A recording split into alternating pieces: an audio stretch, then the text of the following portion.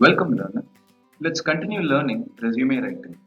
Just in case you haven't watched the previous video, I suggest you to watch it and join me here. Find the link in the description below. Now, how to write I don't know in a resume? Sounds like an interesting question. But why will anyone write I don't know in a resume? Well, sometimes you have to. And this video is going to tell you how to do that and why to do that. Let's get started. Have a look at the contents of your resume. People, generally interviews are classified into a technical and a non-technical round based on the questions they ask. And we know resume is a question paper for an interview, which means we can divide this question paper for both the rounds. So what will it be for a technical round? Well, it includes academic qualification, skill set, projects, experience, activities and achievements. For a non-technical round, it is going to be career objective, strengths, hobbies, personal information and closure. For now, let's discuss the technical components of your resume. The first section is academic qualification. Now I want you to make a choice. Tell me, will you represent your academic qualification as 10th, 12th degree or degree 12th and 10th? I believe your choice is B. Why did you choose B but not A? Because B represents your recent information or updated information first. If you notice, you have completed your 10th first, then 12th and degree according to the sequence of events, but we represent the same information in a reverse order in your resume. Since we present information against the time sequence or in a reverse order, these kind of resumes are normally called as reverse chronological resume, and the word chronology means time sequence. Academic qualification can be presented as tables or timeline. Let's have a look at a table view of a mechanical engineer's qualification, and that mechanical engineer is talking to you right now. Yes, I presented my academic qualification in a reverse chronological order. You will find my degree first, then 12th and 10th. If you look into my percentage or CGPA, you will very well notice I was a topper in my school and a flopper in my college, and I was an average engineer. So let's keep that between us. Tables are much preferred by freshers, while a timeline is mostly preferred by a professional. I presented the same information in the form of a timeline. You will notice this looks much simple and compact compared to a table. The next component is skill set.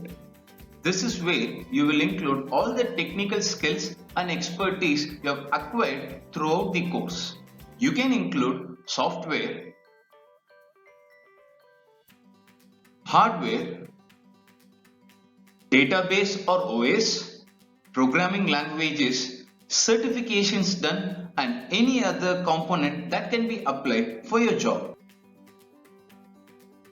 Now, it's time for another question. Is there a difference between mentioning C and C beginner in your resume? Okay, let's say you mentioned C in your resume and a HR is asking you an expert level or a difficult question from C. But the fact is, you just have an idea about it, which means you are into some trouble. You cannot tell your HR, I don't know C after mentioning that in your resume. HR will lose interest in you. So what will you do?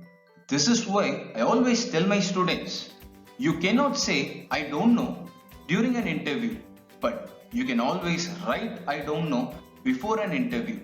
What is that writing I don't know? Is there a better way to do it? Yes, mentioning your level of expertise is a smart way to say I don't know. You can always mention if you are a beginner or an intermediate or an expert with every skill component you provide. Mentioning beginner means you are not an expert. This means you don't know things there.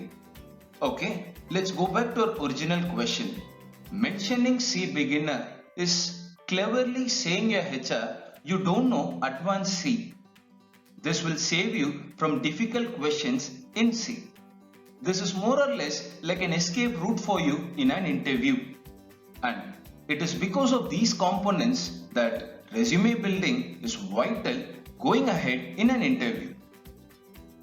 Experience for a fresher can be projects or internships. Projects is normally mentioned in three statements. The first one will be the title of your project along with the location where the project was done. It can be a company or in-house project along with the time duration taken to complete your project. I provided an example for your reference. The second line is all about the aim or purpose of your project. Abstract takes the slot.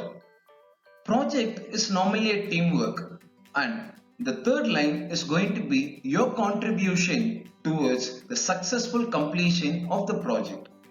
Normally candidates miss out on this line whenever they build their resume, and we will not be doing the same anymore.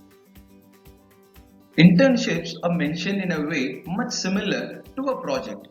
The first line takes the internship position at the company and the duration of your internship. The second line will be a mention about the skill you applied as an intern during that internship. Last but not the least, the third statement will mention your major learning in that internship. The last section is activities and achievement. They are basically co-curricular and extracurricular. Co-curricular activity relates to anything around the academics like symposium, workshop, clubs, tech festival, engineering societies and conferences. Extracurricular activity relates to anything beyond your academics like sports, event management, NGO, volunteering for events, NSS, NCC, social camps, cultural fest and open mic stage performances like a stand-up comedy, discussion or a debate. Now, people, I have a last point for you. Activity means participation.